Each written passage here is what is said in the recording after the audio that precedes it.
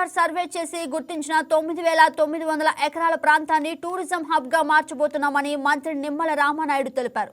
ఇందుకు సంబంధించిన layout plan design చేస్తున్నట్లు చెప్పారు. పోలవరం స్పిల్వే బ్యూటిఫికేషన్కు సంబంధించి ఆర్కిటెక్ట్ మెగా ఏజెన్సీ ప్రతినిధులతో అమరావతి సచివాలయంలో ఆయన భేటీ అయ్యారు. తెలుగుదనంతో పాటు రాష్ట్ర ఔన్నత్యం చాటేలా పోలవరం స్పిల్వే ఉండాలని సూచించారు. ముఖ్యమంత్రి చంద్రబాబు ఆదేశాల మేరకు పోలవరం కుడి ఎడమ గట్టులను కలుపుతూ వంతెన నిర్మాణానికి ప్రతిపాదనలు సిద్ధం చేస్తున్నామని చెప్పారు. మధ్యలో ఉన్న కొండలను కూడా కలుపుతూ ఈ వంతెనల నిర్మాణం చేస్తున్నామన్నారు. జాతీయ రహదారులు 365BB నుంచి 516Eని అనుసంధానం చేస్తామని మంత్రి నిమ్మల వివరించారు.